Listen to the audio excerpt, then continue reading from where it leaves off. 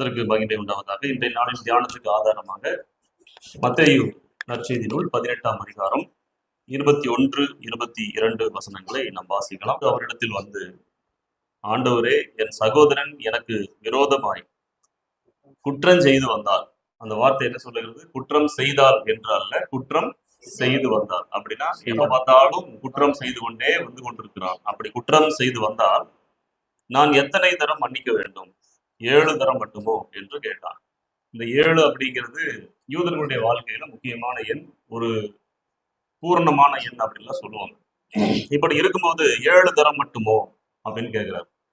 ஆனா ஆண்டவர் சொல்லுகிற பதில் பாருங்க, 7 தரம் மாத்திரம் அல்ல, 7 தரம் மட்டும் என்று உனக்கு சொல்லுகிறேன். இந்த 7 தரம் என்றால் என்ன அப்படின்னு கேட்டீங்கன்னா, அதுக்கு பேரு அன்லிமிட்டட். என்னன்னு சொல்லுங்க? அன்லிமிட்டட். அப்படின்னா அளவில்லாமல் மன்னிக்க வேண்டும் அப்படிங்கிறத சொல்றதுக்காக ஆண்டவர் என்ன வார்த்தையை பயன்படுத்துறாரு? 7 தரம் இல்லப்பா, 7 தரம். நம்ம கணக்கு போட்டு 490 முறை அப்படின்னு எடுத்துக்கொள்ளக்கூடாது. அதற்கு அர்த்தமே என்ன அப்படின்னா, அளவில்லாமல் மன்னிக்க வேண்டும் அப்படிங்கிறது தான். இன்றைய செய்தியினுடைய தலைப்பு மன்னிக்கப்பட்டவர்கள். என்னன்னு சொல்லுங்க? மன்னிக்கப்பட்டவர்கள். இப்ப ஆண்டவராகிய இயேசு கிறிஸ்துவும் இந்த பூமிக்கு எதற்கு வந்தார்? பாவங்களை மன்னிக்க. பாவங்களை மன்னிக்க மனுஷகுமாரனுக்கு அதிகாரம் உண்டு என்பதை நீங்கள் அறிய வேண்டும் அப்படின்னு ஆண்டவர் இயேசு கிறிஸ்து இந்த உலகத்துல வாழ்ந்த பொழுது கற்றுக் கொடுத்தார், போதித்தார், அதை வாழ்க்கையிலே காண்பித்தார். அப்ப கிறிஸ்து இந்த பூமிக்கு வந்ததற்கான முதன்மையான நோக்கம் பாவங்களை மன்னிப்பதற்கு. யாருடைய பாவங்களை? யாரெல்லாம் தங்களுடைய பாவங்களை உணர்ந்திருக்கிறார்களோ, தான் பாவி என்று உணர்கிறார்களோ, ஆண்டவராகிய இயேசு கிறிஸ்துவிடம் வருகிறார்களோ, அவர்களுடைய பாவங்களை மன்னிப்பதற்கு அவர் அதிகாரம் உள்ளவராய் இருக்கிறார். மன்னிக்கிறவர் தான் நம்முடைய ஆண்டவர். அடுத்ததா எபேசியர் 4ஆம் அதிகாரம் 31, 32 வசனங்களையும் வாசிக்கலாமா? எபேசியர் 4ஆம் அதிகாரம் 31, 32. சகல விதமான கசப்பும், கோபமும், மூர்க்கமும், கூக்குரலும், தூஷணமும், மற்ற எந்த துர்க்குணமும் உங்களை விட்டு நீங்க கடவுது. ஒருவருக்கொருவர் தயவாயும் மன உருக்கமாயும் இருந்து கிறிஸ்துவுக்குள் உங்களை மன்னித்தது போல, உங்களுக்கு மன்னித்தது போல நீங்களும் ஒருவருக்கொருவர் மன்னியுங்கள். இப்போ முதல்ல சொன்ன அந்த மத்தேயு 18ஆம் அதிகாரத்துல பேதுரு சொல்கிற ஒரு வார்த்தை, என் சகோதரன். என்னன்னு சொல்லுங்க? என்ன சொல்றாரு? என் சகோதரன். இப்போ மனிதர்களுக்குள்ளே, அதுவும் கிறிஸ்தவர்களுக்குள்ளே நிறைய பிரிவுகள் உண்டு அப்படின்னு சொல்லலாம். பிரிவுகள் உண்டு அப்படின்னா அவங்க முதல்ல எதை பாக்குறாங்க? சகோதரன் அப்படின்னு பாக்குறாங்க. சகோதரன்னா இங்க கூட பிறந்தவன் அப்படிங்கிற அர்த்தம் இல்ல. சபையிலே வந்து ஆண்டவராகிய இயேசு கிறிஸ்துவை சொந்த இரட்சகராக ஏற்றுக்கொண்டிருக்கிற ஒவ்வொருவரும் சகோதரர். எப்படி சொல்றாரு? ஒவ்வொருவரும் சகோதரர். அல்லது பேதுரு யாரை குறிப்பிட்டிருக்கலாம்? யூதர்களாகிய தம்முடைய இனத்தாரை குறிப்பிட்டிருக்கலாம், சகோதரன். ஆனா புதிய ஏற்பாட்டு காலத்துல பேதுரு சொல்லும் போது, பவுல் சொல்லும் போது யார சொல்றாரு? கிறிஸ்துவுக்குள் தேவன் உங்களுக்கு மன்னித்தது போல நீங்கள் ஒருவருக்கு ஒருவர் மன்னியுங்கள். யார்கிட்ட சொல்றாரு? எபேசு திருச்சபைக்கு சொல்றாரு. அந்த திருச்சபையிலே இருந்த சகோதரர்கள், சபை அங்கத்தினர்கள், அந்த ஒவ்வொருத்தரும் தான் சகோதரர்கள், சகோதரிகள். அப்ப பொதுவாகவே ஒரு காரியம் என்ன அப்படின்னா, ஒரு கிறிஸ்தவன் முதல்ல சக கிறிஸ்தவனை பார்க்க வேண்டும், அதன் பிறகு கிறிஸ்தவர் அல்லாத மனிதர்களை பார்க்க வேண்டும். இப்ப சகோதரன் எனக்கு விரோதமாக குற்றம் செய்து வந்தார் அப்படின்னா எல்லாரும் சபைக்கு தான் வர்றாங்க, எல்லாரும் சகோதரர் சகோதரிகள் தான். ஆனா ஒருவருக்கொருவர் பிரச்சனைகள், போராட்டங்கள் வரும்போது குற்றம் செய்து கொண்டே வருகிறார்கள் அப்படின்னு பார்க்கும்போது எத்தனை தரம் அவங்களை மன்னிக்கலாம் அப்படிங்கிறதா பேதுருவுடைய கேள்வி. அதற்கு ஆண்டவராகிய இயேசு கிறிஸ்துடைய பதில் 7 தரம் மாத்திரம் அல்ல, 7 தரம் நீ மன்னிக்க வேண்டும். அப்படின்னா அவன் குற்றம் செய்து கொண்டு வந்தா, சாகிற வரைக்கும் தப்பு செஞ்சுட்டு வந்தாலும் சரி, மன்னிக்க வேண்டும் அப்படிங்கிற எப்படிப்பட்ட ஒரு விஷயமா இருக்குது பாருங்க. கிறிஸ்தவர்கள் அப்படிங்கிறதுக்கு எவ்வளவோ அர்த்தங்கள் உண்டு. என்னென்ன அர்த்தம் சொல்லும்? இயேசு கிறிஸ்துவை சொந்த இரட்சகராக ஏற்றுக்கொண்டவர்கள், விசுவாசிகள், ஆத்துமாக்கள், நிறைய சொல்லிட்டே போறோம். அதே போல அதுக்கு இன்னொரு டெபினிஷன் இருக்கிறது, அவங்க மன்னிக்கப்பட்டவர்கள். யாருங்க? மன்னிக்கப்பட்டவர்கள். இன்னும் ஒரு சிலர் ஒருபடி மேல போய் சொல்லுவாங்க, அவர்கள் மனம் திரும்பின பாவிகள் அப்படிம்பாங்க. மனம் திரும்பின பாவிகள் அவர்களுக்கு தான், மன்னிக்கப்பட்டவர்களுக்கு தான், மனம் திரும்பின பாவிகளுக்கு தான் தேவன் அழகாக இன்னொரு பெயரையும் கொடுக்கிறார், பரிசுத்தவான்கள். எப்படி சொல்றாரு? பரிசுத்தவான்கள், தேவனுடைய பிள்ளைகள். அப்ப உலகத்தாராக இருக்கும் பொழுது நமக்கு ஒரு பெயர் இருக்கிறது. கிறிஸ்தவர் அல்லாதவர்கள், புற இனத்தார், அப்படியெல்லாம் வார்த்தைகள் இருக்கிறது, பிரயோகங்கள் இருக்கிறது. ஆனா கிறிஸ்துவை சொந்த ரட்சகராக ஏற்றுக்கொண்ட பிறகு இந்த பெயர்கள் எல்லாம் நம்மிடத்துல வந்து ஒட்டி கொள்ளுகிறது. மன்னிக்கப்பட்டவர்கள், மனம் திருமண பாவிகள், பரிசுத்தவான்கள் அப்படிங்கிற பெயரெல்லாம், விசுவாசிகள் அப்படிலாம் நமக்கு பெயர் வந்து ஒட்டி கொள்ளுகிறது. அப்படி கிறிஸ்துவை சொந்த ரட்சகராக ஏற்றுக்கொண்ட பிறகு நம்முடைய வாழ்க்கையில மிகப்பெரிய மாற்றம் வருகிறது. எப்போ நம்ம விசுவாசிகளாக மாறுகிறோம், எப்போ பரிசுத்தவான்களாக மாறுகிறோம், எப்போ தேவனுடைய பிள்ளைகளாக மாறுகிறோம் அப்படின்னா நம்முடைய பாவங்கள் மன்னிக்கப்பட்ட பிறகு. எப்படி சொல்லுங்க? நம்முடைய பாவங்கள் மன்னிக்கப்பட்ட பிறகு. அப்போதான் நம்ம முழுமையான கிறிஸ்தவர்களாக, மன்னிக்கப்பட்டவர்களாக மாறுகிறோம். அப்படி மாறின பிறகு இயேசு கிறிஸ்துவின் மூலமாக இந்த உலகத்தில் சொல்லப்பட்ட அத்தனை போதனைகளுக்கும் உபதேசங்களுக்கும், அப்போஸ்தலர்கள் மூலமாக சொல்லப்பட்ட அத்தனை போதனைகளுக்கும் உபதேசங்களுக்கும் உட்பட்டவர்களாக மாறுகிறோம். நமக்கு பாவத்திலிருந்து விடுதலை கிடைக்கிறது, ஆனா உபதேசத்துக்கு கீழ்பட்டவர்களாக மாறுகிறோம். அது ஒரு விதத்துல ஒரு அழகான அடிமைத்தனம். என்னன்னு சொல்லுங்க? ஒரு அழகான, ஆமா, இஸ்ரவேலர்கள் எகிப்திலிருந்து விடுதலையாக்கப்பட்டார்கள், ஆனா நியாயப்பிரமாணத்துக்கு கீழாக்கப்பட்டார்கள். அப்போ பாவத்திலிருந்து விடுதலையாக்கப்பட்டு நீதிக்கு அடிமைகளாக மாறுகிறோம். இதுதான் முக்கியமான ஒரு விஷயமாக இருக்கிறது. அப்ப இந்த மன்னிக்கப்பட்டவர்கள், மன்னிக்கிறது, இது எல்லாம் கிறிஸ்தவர்களுடைய ஒரு ஸ்பாவமாக மாறிவிட வேண்டும். ஆண்டவராகிய இயேசு கிறிஸ்துவை சொந்த ரட்சகராக ஏற்றுக்கொள்ளாத சில மனிதர்களும் நமக்கு விரோதமா பாவம் செய்வாங்க, குற்றம் செய்வாங்க. அவர்களை நம்ம மன்னிக்கத்தான் வேணும். அவர்களை மன்னிப்பதற்கும் சகோதரனை சகோதரியை மன்னிப்பதற்கும் சபை மக்களை மன்னிப்பதற்கும் நிறைய வித்தியாசம் உண்டு. ஏன்னா இயேசு கிறிஸ்துவை சொந்த ரட்சகராக ஏற்றுக்கொள்ளாதவர்கள் நமக்கு விரோதமா தப்பு செய்யும் போது அவர்களை மன்னிக்கிறோம், அதோட விட்டுட்டு வந்துருவோம். ஆனா சகோதரர் சகோதரிகள் சபையார் அப்படின்னு வரும்போது நம்ம என்ன செய்வோம்? வாரந்தோறும் அவங்கள பார்க்கணும், நாள்தோறும் அவங்கள பார்க்கணும், குடும்பத்தாரோடு கூட பார்க்கணும். அப்படி இருக்கும் பொழுது நாம் என்ன செய்ய வேண்டும் என்று வேதம் சொல்லுகிறதுனா, கிறிஸ்துவுக்குள் தேவன் உங்களை மன்னித்தது போல ஒருவருக்கொருவர் மன்னியுங்கள்.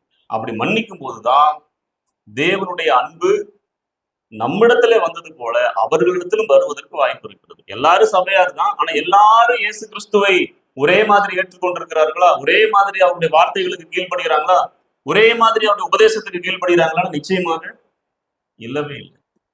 அப்போ ஒருவர் ஆண்டவராகிய இயேசு கிறிஸ்துவின் மேல அன்புள்ளவர்களா இருக்கிறது போல எல்லாரும் அன்புள்ளவர்களாய் இருக்கிறது இல்லை, தங்களை பரிசுத்தமாக பாதுகாத்துக் கொள்ளுகிறது இல்லை, மற்றவர்களோடு சமாதானமாக இருக்கிறது இல்லை.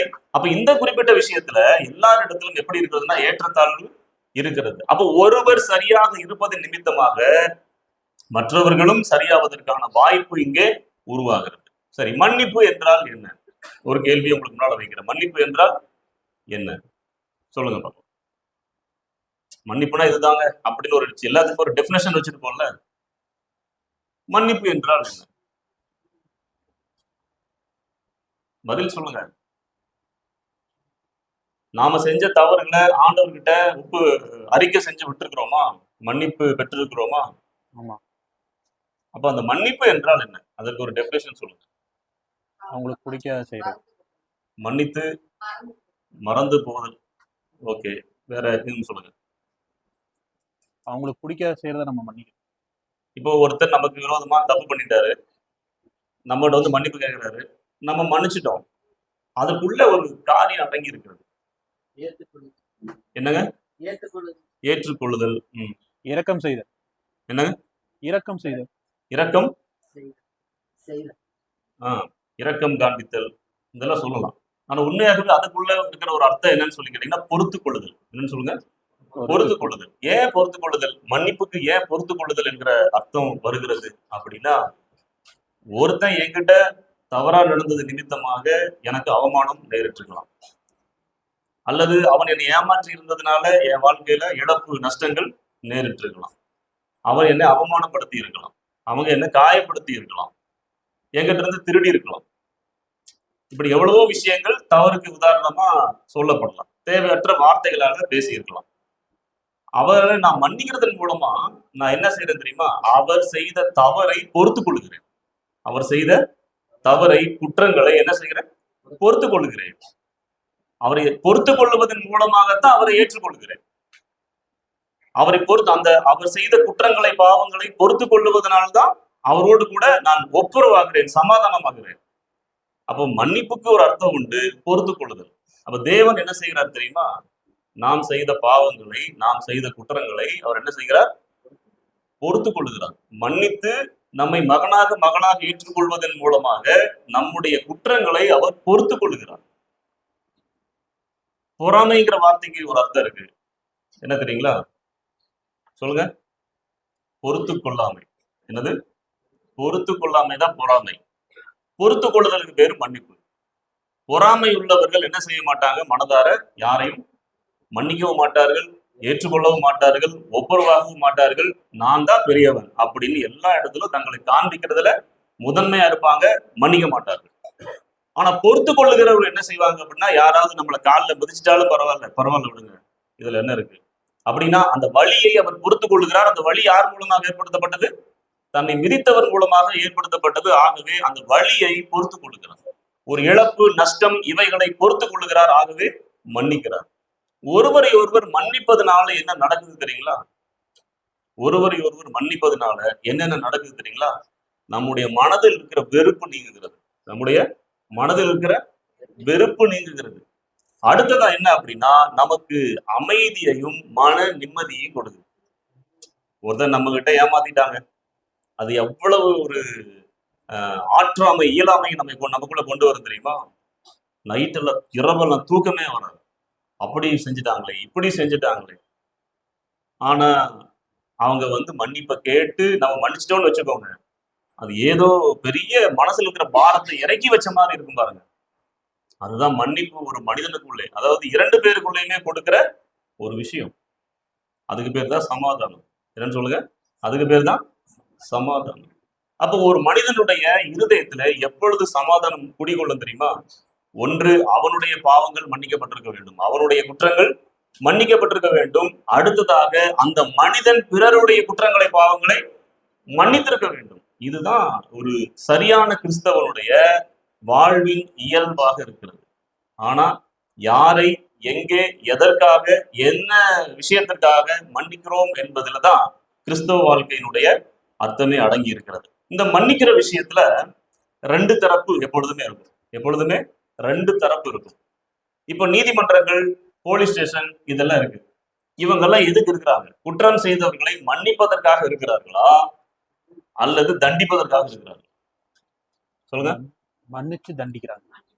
காவல்துறையும் நீதிமன்றமும் எதற்கு இருக்கிறது? எதற்கு இயங்கிக் கொண்டிருக்கிறது? குற்றம் செய்தவர்களை மன்னிப்பதற்கா அல்லது தண்டிப்பதற்கா?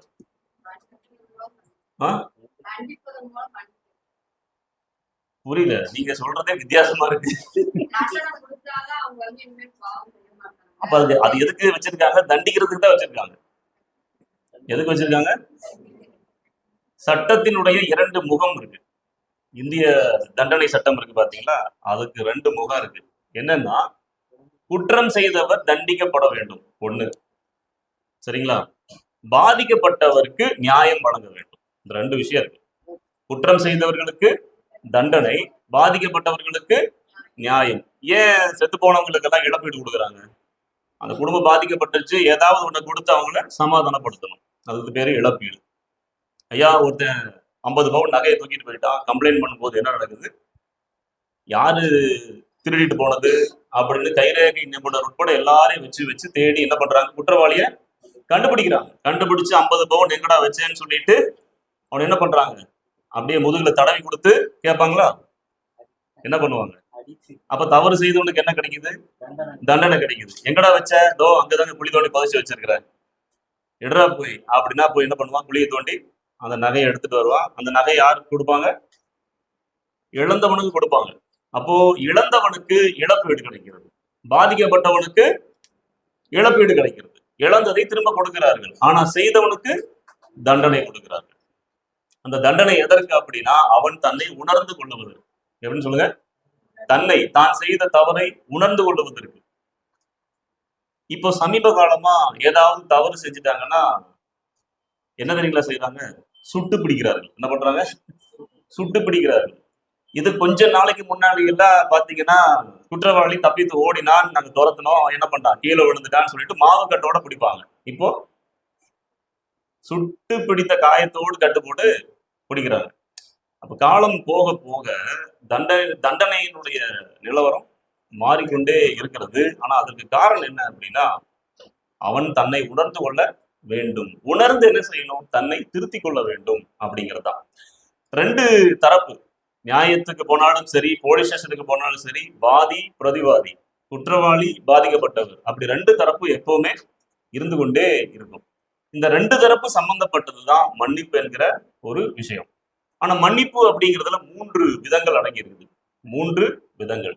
ஒன்று, கடவுள் மனிதனை மன்னிக்கிறது. சரிங்களா? இதெல்லாம் மனசுல வச்சுக்கோங்க. கடவுள் மனிதனை மன்னிக்கிறது. மனிதன் கடவுளை மன்னிக்க முடியாது. இது ரிவர்ஸா போக முடியாது. அப்போ கடவுள் மனிதனை மன்னிக்கிற ஒரு விஷயம். ரெண்டாவது, மனிதன் அவன் தன்னைத்தானே மன்னிக்கிற ஒரு விஷயம். நிறைய நேரங்கள்ல நமக்குள்ள குற்ற மனசாட்சி இருக்கும் பாருங்க. அந்த குற்ற மனசாட்சி பெருகிட்டே இருக்குது அப்படின்னா, முதல்ல நான் என்னை மன்னிக்கவில்லை அப்படின்னு அர்த்தம். நான் என்னை மன்னிக்கவில்லை. அப்போ மனிதன் முதல்ல தன்னை மன்னிக்க வேண்டும். சில தவறுகள் செஞ்சுட்டோம், மீண்டு எழ வேண்டும். வேற என்ன செய்யறதுன்னா, முதல்ல நான் என்ன மன்னிச்சுக்கிட்டு தான் கடவுள்கிட்டே வரணும். ஐயோ, கடவுள் எனக்கு என்ன பண்ணுவாரு, கிருபை செய்வார் அப்படின்னு கடவுளை நம்பி முதல்ல நான் என்ன மன்னிச்சு எனக்குள்ள சமாதானமாயி கடவுள்கிட்ட போனா எனக்கு ஒரு விடுதலை கிடைக்கும்னு முதல்ல என்ன மன்னிச்சுட்டு நான் எங்க வரணும்? ஆண்டவர்கிட்ட வரணும், கடவுள்கிட்ட வரணும். இது ரெண்டாவது, என்னை நானே, மனிதன் தன்னைத்தானே மன்னிக்கிற ஒரு விஷயம். மூன்றாவது, மனிதன் பிற மனிதர்களை மன்னிக்கிற விஷயம். இப்படி 3 விஷயங்கள் அடங்கியிருக்கு. கடவுள் நம்மை மன்னிக்கிறார் அப்படிங்கும்போது யாரை எல்லாம் மன்னிக்கிறார் அப்படின்னா, ஒரு 2 விஷயத்த சொல்லலாம். தேவனிடம் தன்னுடைய பாவங்களை அறிக்கை செய்தவர்களை மன்னிக்கிறார்.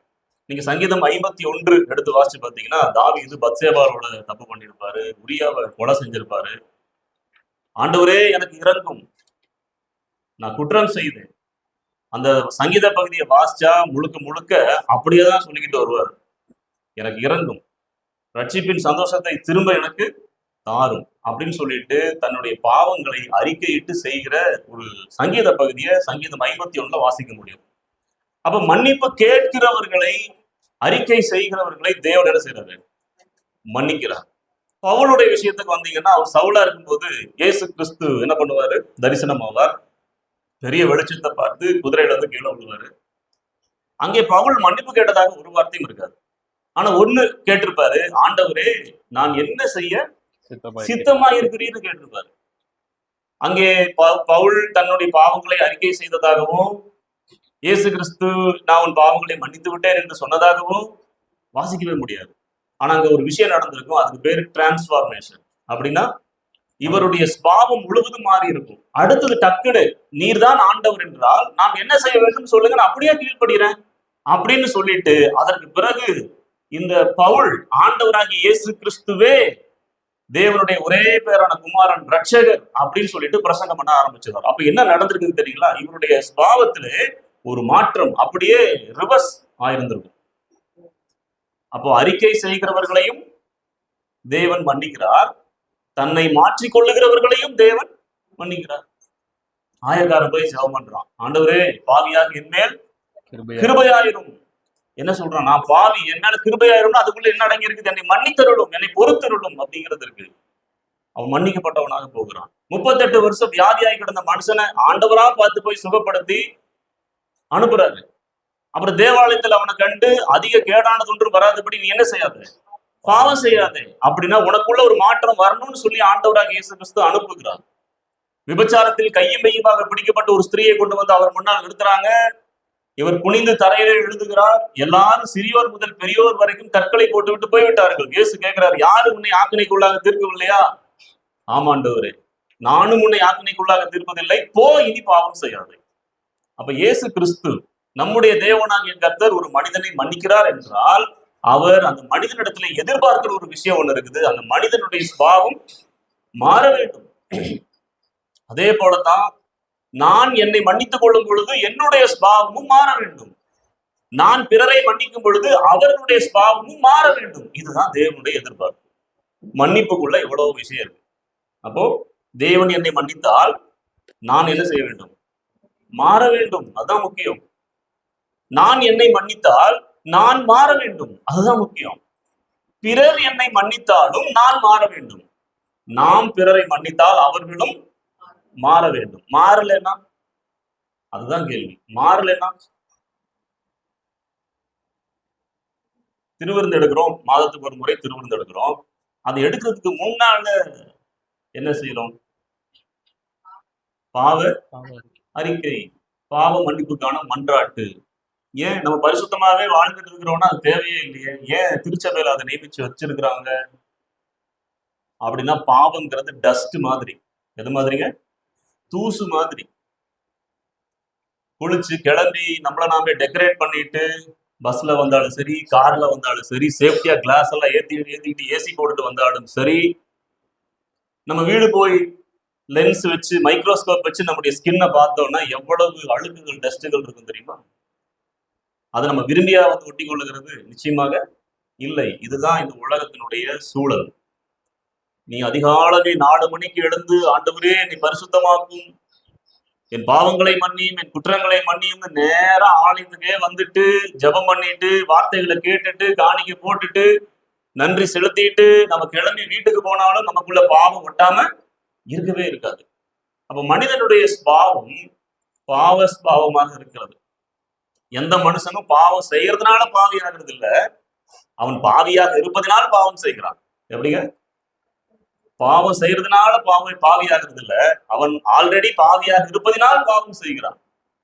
அப்ப கிறிஸ்து வரும்போதுதான் நாம் அவரை போல முழுமையான ஒரு வாழ்க்கைக்குள்ள பிரவேசிப்போம். அன்றைக்கு வரைக்கும் நம்ம பாவத்தோடும் இச்சைகளோடும் இந்த உலக பிரச்சனைகளோடும் போராடி கொண்டேதான் இருக்க வேண்டும். ஆனா ஒரு விஷயம் தேவன் எதிர்பார்க்கிறது, நம்மிடத்துல மாற்றம் வர வேண்டும். மாற்றம் வரவில்லை என்றால் மாற்றத்தை நோக்கி செல்லுவதற்கான ஒரு போராட்டம் நம்முடைய வாழ்க்கையில இருக்கணும். அதுதான் கிறிஸ்தவ வாழ்க்கை. ஒரு மாற்றத்தை நோக்கி போராட வேண்டும், அதுதான் கிறிஸ்தவ வாழ்க்கை. நம்முடைய திருப்பூர் 1 குருசேகரத்தினுடைய ஒரு கிராம சபைக்கு அடிக்கடி போறது உண்டு. மாதத்துக்கு ஒரு முறை போறோம் இல்லைங்களா? அப்படி போறது உண்டு.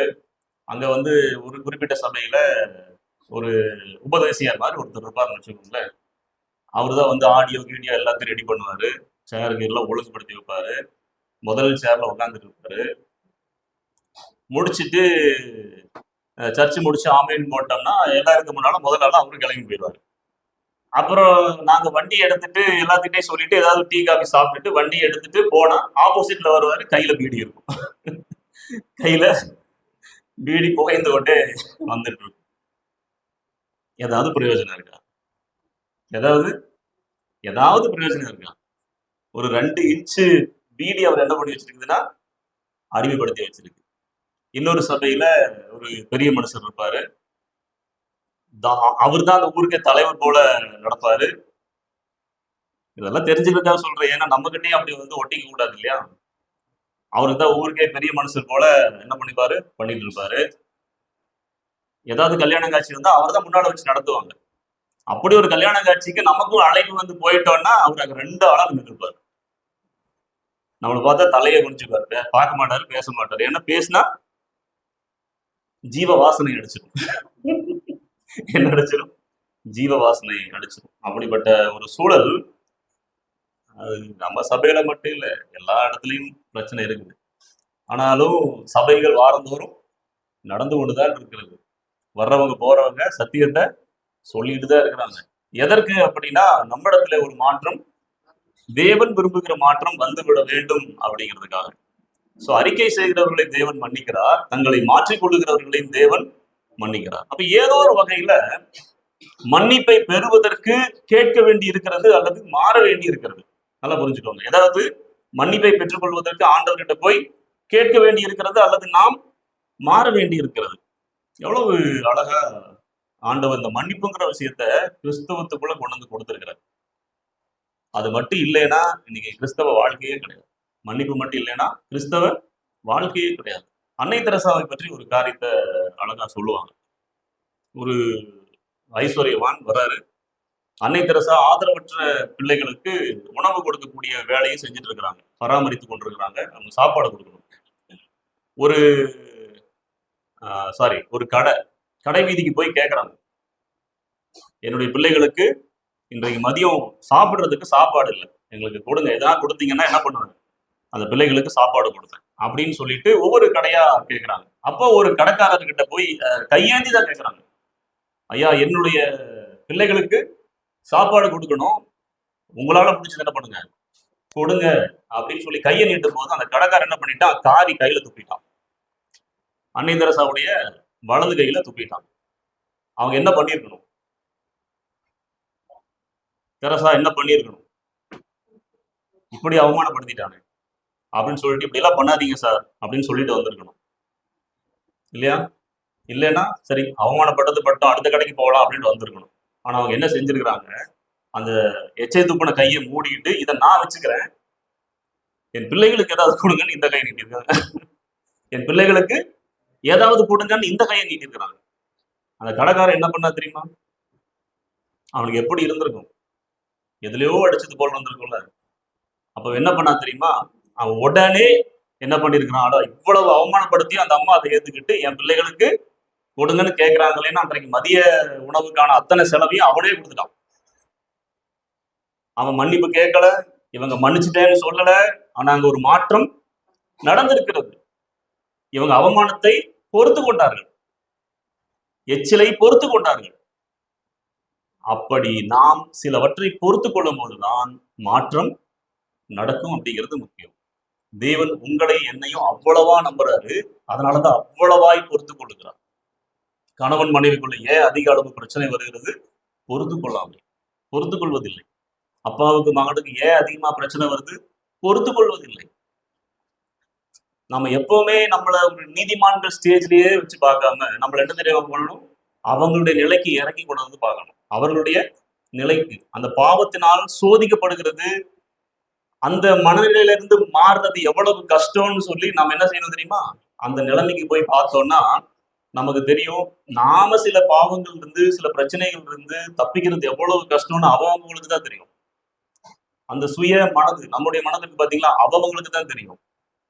ஆனா ரொம்ப ரொம்ப கஷ்டம். கிறிஸ்துவனுடைய இருதயம் வராம நம்ம யாரையும் மன்னிக்கவே முடியாது. தெரிஞ்சோ தெரியாமையோ அந்த அன்பை எல்லாம் அன்னை தெரசா போன்றவர்கள் தங்களுக்குள்ள வச்சிருந்தாங்க. அவங்க புதிய ஏற்பாட்டு கிறிஸ்தவங்களா, இல்ல அவங்க ஆர்சி கிறிஸ்தவங்க, அந்த கிறிஸ்தவங்க, இந்த கிறிஸ்தவங்க, இந்த உலகத்துல ஒரு நல்ல வாழ்க்கை வாழணுமா, அட்லீஸ்ட் வாழ்ந்துட்டு போயிருக்கிறாங்க. அவமானப்படுத்தப்பட்டவர்களை எல்லாம், அவமானப்படுத்தினவர்களை எல்லாம் மன்னிச்சுட்டு போயிருக்காங்க. ஆப்ரஹாம் லிங்கன் உங்களுக்கு தெரியும், அமெரிக்க ஐக்கிய நாடுகளுடைய அதிபரா இருந்தவர். அவர் ஒரு கருப்பினத்தவர்கள் அதிகமா வளர்றதுக்கே கூட அங்க விட மாட்டாங்க. அப்படிப்பட்ட சூழ்நிலையில வளர்ந்தவர் தான், படித்தவர் தான், பல்வேறு தோல்விகளை சந்தித்தவர் தான். ஒரு முறை அவர் அமெரிக்க அதிபராக மாறிட்டார். அவரை கேவலப்படுத்தணும்னு வந்துட்டு ஒரு அதிகாரி என்ன தெரியுங்களா பண்ணாரு, ஆப்ரஹாம் லிங்கன் வந்துட்டு ஒரு ஷூவை காண்பிச்சார், தான் போட்டிருக்கிற ஷூவை காண்பிச்சார். லிங்கன், என்னோட ஷூவை பாத்தீங்களா, இது ஒரு காலத்துல உங்க அப்பா செஞ்சு கொடுத்தது அப்படின்னு சொன்னார். ஒரு காலத்துல என்ன தெரியுங்க சொல்ல வர்றாரு, உங்க அப்பா செருப்பு தைக்கிறவன்டா அப்படின்னு சொல்ல வர்றாரு. அதுக்கு ஆப்ரஹாம் லிங்கன் பதில் கொடுக்கிறாரு, சார் எங்க அப்பா எவ்வளவு நல்ல உழைப்பாடு தெரியுமா, அவர் அன்னைக்கு தைச்ச ஷூ இன்னைக்கு வரைக்கும் தரமா உங்க காலில் உட்காந்துட்டு. அவமானப்படுத்துறத அழகா தவிர்க்கிறதும் ஒரு நல்ல மனநிலை. அநேகர் நம்முடைய வாழ்க்கையில அவமானப்படுத்துவாங்க, கஷ்டப்படுத்துவாங்க. தவிர்த்துட்டு போறது நல்லது. ஏன்னா அவங்களுக்கு அதை தவிர வேற வழி தெரியாது. நம்ம சரியா நடக்கும்போது, உண்மையா நடக்கும்போது நம்மளை கீழ்படுத்துறதுக்கு அவங்களுக்கு வேற வழி தெரியாது. புத்தரை பத்தி ஒரு கதை இருக்கு, அதையும் நான் உங்களுக்கு சொல்றேன். புத்தர் ஒரு நாள் தன்னுடைய சீடர்களோடு நடந்து போகும்போது ஒருத்த வந்தான், யோ நீ எல்லாம் மனுஷனா அப்படின்னு சொல்லி கேட்டு அவர் மூஞ்சியை பார்த்து தூணு காரி துப்பிட்டு போயிட்டான். அவருடைய முகத்தை பார்த்து தூ அப்படின்னு காரி துப்பிட்டு போயிட்டான். இப்போ புத்தருக்கு கோபம் வருதோ இல்லையோ, கூட இருந்தவங்களுக்கு கோபம் வந்தது. இப்ப என்ன பிரச்சனை தெரியுங்களா, ஒருத்தர் நமக்கு எதிராக தப்பு பண்ணிட்டா நாம பொறுத்துக்குவோம், கூட இருக்கிறவங்க பொறுத்துக்க மாட்டாங்க. கூட இருக்கிறவங்க அந்த ஏத்தி விடுறதுப்பாங்க இல்லையா, அந்த ஏத்தி விடுற வேலைய நாம சுயமா செய்ய மாட்டோம், கூட இருக்கிறவங்க அதிகமா செய்வாங்க. நீ யாரு தெரியுமா, நீ எப்படிப்பட்டவன் தெரியுமா, உன்னை என்ன பேசிட்டான் பாரு, நீ போய் அதை கேள்வி கேட்காம விட்டுட்டிய, நீ நாளைக்கு போய் என்ன பண்ணு, 2ல் 1 என்ன பண்ணு, கேட்டு வந்துரு. நீங்க போய் கேட்டு வந்துருவீங்க, ஏத்தி விட்டவன் அவர் கை கட்டி நின்று வேடிக்கை பார்ப்பான். அந்த மாதிரி புத்தருடைய சீடர்கள் என்ன பண்ணாங்க, புத்தர், சித்தார்த், இப்படி அவன் காரி துப்பிட்டு போறான், நீங்க என்ன பண்றீங்க, அமைதியா இருக்கிறீங்களே அப்படின்னு சொல்லி கேட்டதுக்கு அவர் அமைதியா பதில் சொன்னாராம். அவனுக்கு என் மேல என்னவோ ஒரு கோபம், அந்த கோபத்தை வெளிப்படுத்துறதுக்கு அவங்கிட்ட வார்த்தை இல்லை. என்ன இல்லை, அவங்கிட்ட வார்த்தை இல்லை.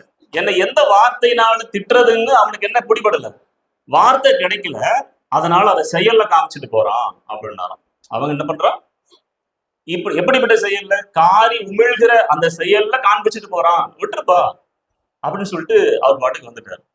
இந்த காரி துப்பிட்டு போனவன் மனசு கேட்கல.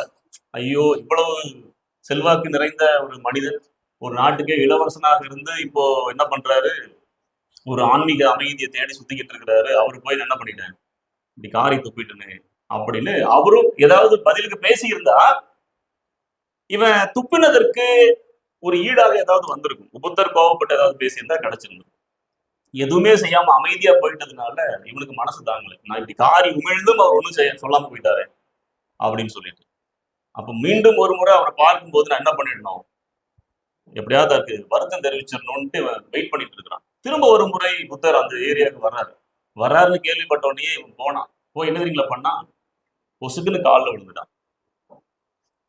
அப்பவும் புத்தர் எதுவும் பேசல, அப்படி தலையை தட்டி கொடுத்துட்டு நகர்ந்துட்டாரு.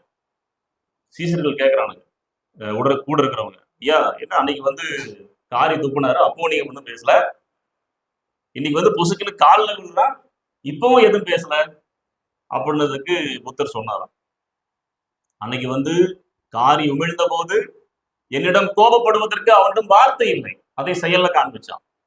இப்ப திருந்திட்டான், திருந்தினதை சொல்றதுக்கும் அவங்ககிட்ட வார்த்தை இல்லை, அதை செயல்ல காண்பிக்கிறான், காலில் விழுந்துட்டான். அங்கேயும் நான் பதில் சொல்றதுக்கு ஒண்ணு இல்லை, இங்கேயும் நான் பதில் சொல்றதுக்கு ஒண்ணு இல்லை. அன்னைக்கு தப்பு செஞ்சான், எங்கிட்ட பதில் இல்லை. இன்னைக்கு திருந்தி வந்திருக்கிறான், அப்பொழுது என்னிடத்தில் பதில் இல்லை. என்ன செய்வதான், திருந்திட்டான், போகட்டும் அப்படின்னு சொல்லி விட்டுட்டு போனான். அவமானங்களை நாம் சகித்துக் கொள்ளும் பொழுது அநேகர் திருந்துவதற்கு வாய்ப்பு இருக்கிறது. இப்ப கிறிஸ்தவத்தினுடைய தன்மையை எங்கதான் ஒழிஞ்சிட்டு இருக்குது அப்படின்னா, பிறர் செய்த குற்றங்களை சகித்துக் கொள்வதில் தான் ஒளிந்து கொண்டு இருக்கிறது. ஆண்டவராகிய இயேசு கிறிஸ்து சீஷர்களோட தான் ஆங்காங்கே பயணம் பண்ணிக்கிட்டே இருந்தாரு. அவருக்கு கிடைக்காத அவமானமா நமக்கு கிடைச்சிட போகுது, அவர் படாத அடியா நமக்கு கிடைச்சிட போகுது, அவர் வாங்காத மிதியா நமக்கு கிடைச்சிட போகுது. பைத்தியக்காரன் அப்படின்னாங்க, எத்தன் அப்படின்னாங்க, மதிகெட்டவன் அப்படின்னாங்க. இதுக்கெல்லாம் என்ன அர்த்தம், என்ன அர்த்தத்தை வேணாலும் நம்ம கற்பிக்கலாம். இயேசு கிறிஸ்து வார்த்தையினாலும் அடி வாங்கினாரு, வாரினாலும் அடி வாங்கினாரு, சிலுவையிலும் மறையப்பட்டாரு. ஆனா எல்லாவற்றையும் முடித்து விட்டு சிலுவையிலே தொங்கும்போது சொல்லுகிறார், பிதாவே இவர்களை மன்னியும். அந்த வசனத்தை எடுத்து வாசிக்கிறீங்களா, லூக்கா 23:34. லூக்கா 23:34 வாசிங்க. அப்பொழுது இயேசு, பிதாவே இவர்களுக்கு மன்னியும், தாங்கள் செய்கிறது இன்னதென்று அறியாதிருக்கிறார்களே அப்படின்னு சொன்னாரு. உடனே அவங்க என்ன பண்ணாங்க, அவருடைய வஸ்திரங்களை அவர்கள் பங்கிட்டு சீட்டு போட்டார்கள். அந்த வார்த்தை எப்படி வந்திருக்கணும், சீட்டு போட்டு பங்கிட்டார்கள் அப்படின்னு வந்திருக்கணும். சீட்டு போட்டு பங்கிட்டார்கள், சரிங்களா? அங்க இயேசு கிறிஸ்து என்ன சொல்றாரு, பிதாவே இவர்களுக்கு மன்னியும். எதை எதிர்பார்த்து சொல்லியிருப்பாரு, அவர்கள் செய்த பாவங்களை இயேசு கிறிஸ்து பொறுத்துக் கொள்கிறார், ஆகவே மன்னிக்கிறார். ஆனா அவரிடத்துல ஒரு எதிர்பார்ப்பு உண்டு, அவர்கள் எல்லாரும் மனம் திரும்ப வேண்டும் அப்படின்னு. ஆனா அவங்க மனம் திரும்பினாங்களா? இயேசு கிறிஸ்து சொல்றாரு சிலுவையில, பிதாவே இவர்களை மன்னியும்னு சொன்னதுக்கு அப்புறமும் அவங்க என்ன தெரியுங்களா பண்றாங்க, சீட்டு போட்டு அவருடைய வஸ்திரங்களை அவங்க வேலைகள் என்ன பண்றாங்க, குறியா இருக்கிறாங்க. நம்ம இந்த உலகமும் அப்படித்தான், நாம் மற்றவர்களை மன்னித்து கொண்டு நகர்ந்து கொண்டே இருக்க வேண்டும். அவர்கள் தங்கள் வேலையை செய்து கொண்டே இருப்பார்கள். மனம் திரும்பினா நல்லது. நீங்க மத்தேயு 18ஆம் அதிகாரத்தை வாசிச்சீங்களா? அதுல நம்ம வாசிச்ச வசனத்துக்கு பிற்பாடு ஆண்டவர் இயேசு கிறிஸ்து ஒரு உவமையை சொல்லுவார். என்ன உவமை? ஒரு ராஜாவிடம் ஒருத்தன் வந்து கடன் வாங்கியிருப்பான். எவ்வளவு கடன்? 10,000 தாளந்து அப்படின்னு இருக்கும். 10,000 தாளந்து. அந்த ராஜா கோவப்பட்டு இவன் கடனை திருப்பி கொடுக்க மாட்டேங்கிறான்னு கோவப்பட்டு என்ன பண்ணுவார் தெரியுமா, அவனை மனைவி பிள்ளைகளோட புடிச்சு கொண்டு வந்து சிறையில போடுங்கன்றுவான். அப்ப அந்த மனிதன் என்ன பண்ணுவான் தெரியுமா? வந்து ராஜாவுடைய காலில் விழுந்து, ஐயா ராஜா, என் மேல பொறுமையா இருங்க, நான் என்ன பண்றேன், அது எப்படியாச்சும் நான் திருப்பி கொடுத்துட்றேன் அப்படின்னு அவன் கெஞ்சும் போது ராஜா இறங்கி அந்த மனிதனுடைய அத்தனை கடன்களையும் மன்னிச்சிடுவார். அத்தனை. சரி அப்பா, நீ இவ்வளவு கஷ்டப்பட்டு என் காலில் விழுந்து கதற, நான் இந்த நாட்டுடைய ராஜாவா இருக்கிறேன், உன்னுடைய 10,000 தாளந்து 10,000 தாளந்து வச்சு நான் பழகி போறது இல்ல, நான் உன்னை மன்னிச்சு விட்டுறேன். அப்ப ராஜா அவன் பட்ட கடனை பொறுத்து கொள்கிறார், மன்னித்து விடுகிறார். என்ன அர்த்தம்? அவனுக்குள்ள ஒரு கடமை இருக்குது, வாங்கின கடனை திருப்பி கொடுக்கணும்னு ஒரு கடமை இருக்குது. ஆனா அந்த கடமையிலிருந்து விலக்களிக்கிறார் ராஜா. அப்போ அவன் சுதந்திரமா போகணும். சுதந்திரமா போயிட்டான் வெளியே. அப்பா நான் தப்பிச்சேன், என் குடும்பம் தப்பிச்சது அப்படின்னு போறான். இப்ப அவனுக்கு சில வேலைக்காரங்க இருக்கிறாங்க. ஒருத்தன் இவங்கிட்ட 100 வெள்ளி கடன் வாங்கியிருக்கிறான். 100 வெள்ளி. இது ஒரு உதாரணத்துக்கு சொல்றேன். நான் ஒருத்தர்கிட்ட 1 கோடி ரூபாய் கடன் வாங்கியிருக்கிறேன். எவ்வளவுங்க? 1 கோடி ரூபாய் கடன் வாங்கியிருக்கிறேன். அந்த 1 கோடி ரூபாய அவன் எனக்கு மன்னிச்சு விட்டுட்டான். இப்ப நான் ஒருத்தனுக்கு 1000 ரூபாய் கடன் கொடுத்துருக்கேன். எவ்வளவு கொடுத்துருக்கேன்? அந்த 1 கோடிக்கும் 1000த்துக்கு எவ்வளவு வித்தியாசம் இருக்கு? 99,99,000 வித்தியாசம் இருக்கு. அப்ப என்னுடைய நான் பெற்ற மன்னிப்பு எவ்வளவு பெருசு பாருங்க. 1 கோடிக்கு மன்னிப்பை நான் வாங்கியிருக்கிறேன். எவ்வளவு பெரிய மன்னிப்பு எனக்கு கிடைச்சிருக்கு. ஆனா எங்கிட்ட ஒருத்த 1000 ரூபாய் கடன் வாங்கியிருக்கிறான். அது எவ்வளவு சின்னது. ஆனா இவன் என்ன பண்ண தெரியுமா? நான் போய் என்ன பண்றேன் தெரியுமா? டேய் 1000 ரூபாய் நீ கடன் கொடுக்க மாட்டியான்னு கழுத்தை நெரிக்கிறேன். நான் பிடிச்சி எப்படி பண்றேன்? கழுத்தை நெரிச்சு குடுறா பணத்தைன்னு நான் கேட்கிறேன். இப்ப இதை சில வேலைக்காரங்க பார்த்துட்டு போயிட்டு யார்கிட்ட போய் சொல்றாங்க தெரியுமா? ராஜாட்ட போய் சொல்றாங்க, யோ ராஜா, நீ அவனுக்கு 1 கோடி ரூபாய் மன்னிச்சு கொடுத்த, ஆனா இவன் போய் 1000 ரூபாய் கடன் வாங்குறதுக்கு இன்னொருத்தருடைய கழுத்தை நெரிக்கிறான் அப்படின்னு சொன்ன ராஜாவுக்கு வந்தது கோபம் பாருங்க. அவனை பிடிச்சு கொண்டு வந்து கையும் காலம் கட்டி என்ன பண்ணுங்க, புறம்பான இருள போடுங்கன்னு சொல்லிட்டாரு. இதுக்கு என்ன அர்த்தம் தெரியுங்களா? இது உவமை. ராஜா கடவுள் போல. அந்த 1 கோடி கடன் பட்டது நான் தான், நீங்க தான். நாம செய்த பாவங்கள் அக்கிரமங்கள் இதுதான். இவைகளும் ஆண்டவர் மன்னிச்சுட்டாரு.